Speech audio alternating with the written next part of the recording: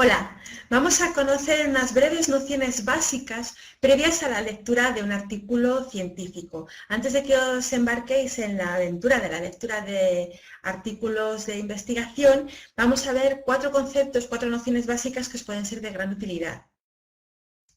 Bueno, en primer lugar vamos a describir los tipos de artículos científicos que existen. Eso es una mera orientación, porque luego cada grupo editorial, cada revista puede tener sus propias clasificaciones, pero como norma general nos puede valer, como visión global nos puede ser útil. Vamos a describir las editoriales, los artículos de revisión, las notas clínicas, los casos clínicos, las cartas al director y los originales. En primer lugar, el editorial. El editorial es un artículo de opinión basado en la categoría científica o en la experiencia de quien lo escribe, de quien lo firma. No tiene una estructura rígida y verse sobre problemas, pruebas científicas o posibles respuestas a problemas actuales que pueda haber en la comunidad científica. Generalmente está firmado por un autor o por unos pocos, normalmente solo por uno. Tiene categoría de artículo científico. El artículo de revisión, sin embargo, es un artículo de análisis y de actualización realizado por un experto o por un grupo de trabajo, por un grupo de expertos.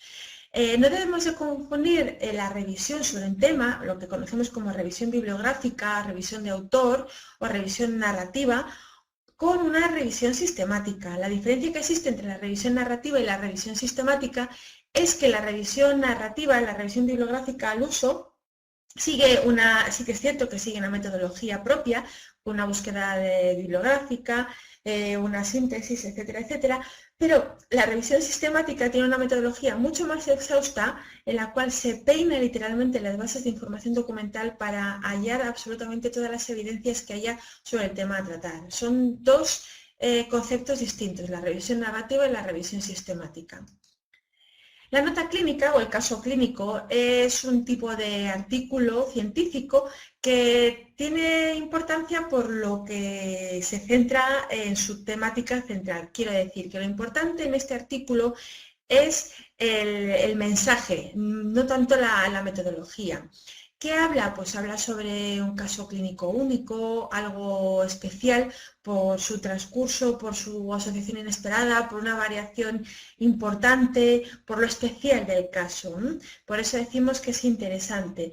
El interés, insisto, reside en el mensaje, no tanto en la revisión de la literatura o en la metodología.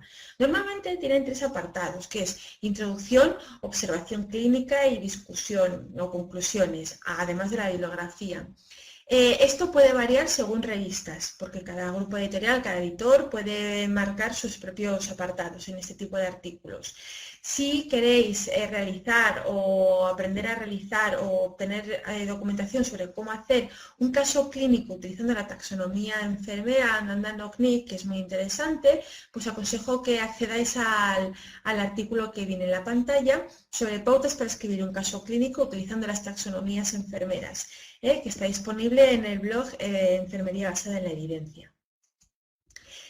Seguimos con otro tipo de artículo, como es la carta al director. La carta al director también es un artículo científico y lo que se publican son cartas de opinión o cartas científicas breves. Su interés reside en lo bien argumentada que está esa carta de opinión. Son muy breves, es una de sus características, la brevedad y el interés del tema sobre el que se escriben.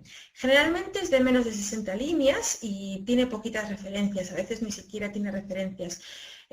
Lo habitual es que sí que las tenga porque de hecho ahí reside el interés de la carta, lo bien argumentado que está el tema sobre el que esa persona o ese pequeño grupo de personas escriben.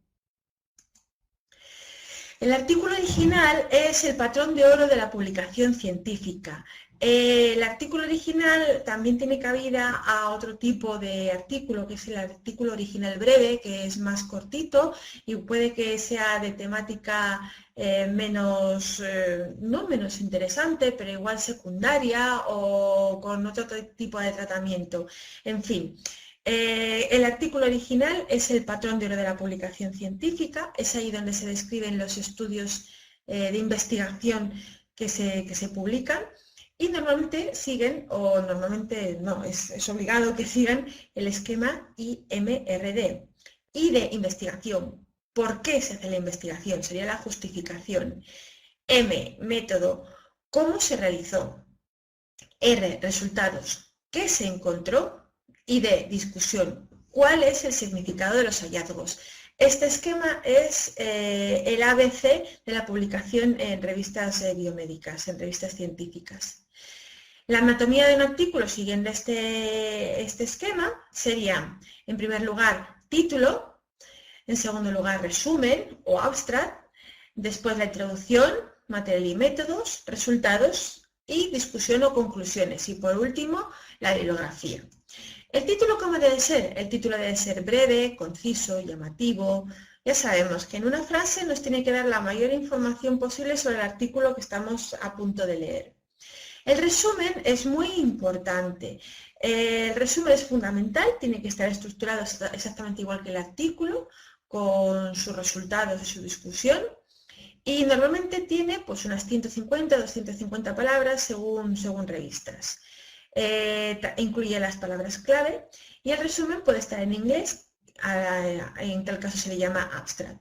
Las palabras clave pueden ser palabras claves en palabras naturales, de la lengua natural, o normalmente lo que se utilizan son los descriptores de ciencias de la salud, los MES y los DEX.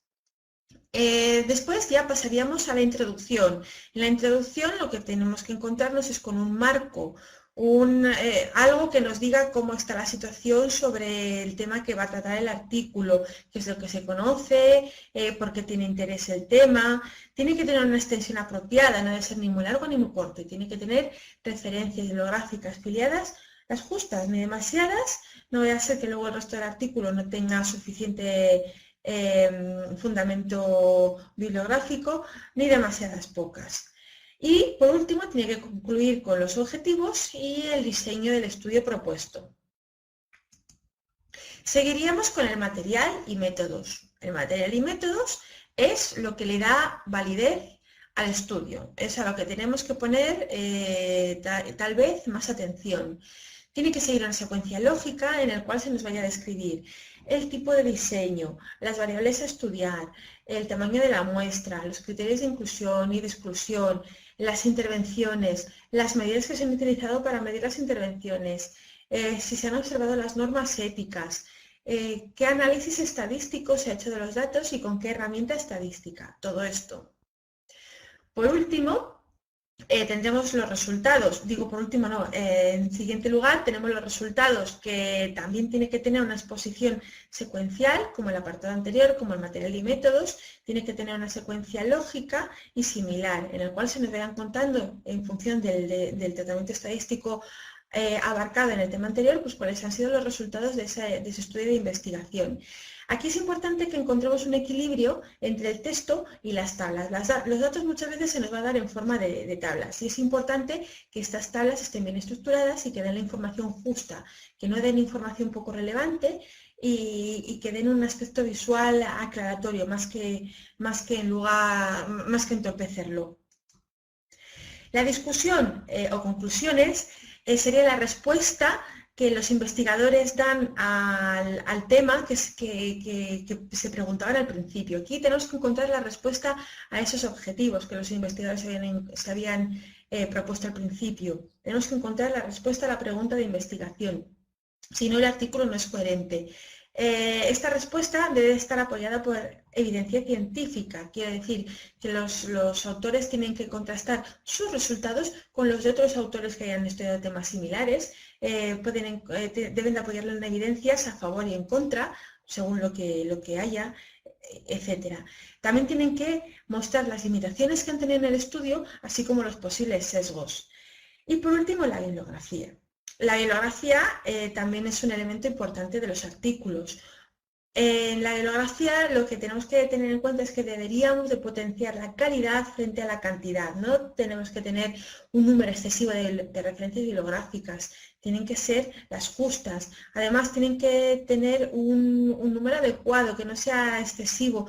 Demasiadas referencias bibliográficas desproporcionadas no dan información, aportan ruido. Estas referencias bibliográficas tienen que ser actuales. En enfermería tenemos una pequeña licencia, porque como no tenemos mucha investigación primaria todavía, se nos permite que sean ciertas referencias que sean de más de 5 años. De todos modos, depende de revistas, ¿eh? Si alguna vez vais a publicar, tenedlo en cuenta. Depende también, la actualidad de las referencias bibliográficas depende también del tema, de la temática. Hay temáticas sobre las que no se estudia demasiado, entonces habrá referencias que obligadamente sean un poco más antiguas. Y hay temas que están ya muy estudiados y en los cuales no hay excusa para utilizar referencias bibliográficas antiguas. Tienen que estar normalizadas, siguiendo las normas de Vancouver o de la APA o de la AMA, según las normas de la revista. E insisto en la cantidad, es importante. Hay revistas que ponen sus límites por arriba y por abajo y las hay que no. Entonces, la bibliografía además tiene que ser pertinente, tiene que estar perfectamente filiada a lo largo del artículo.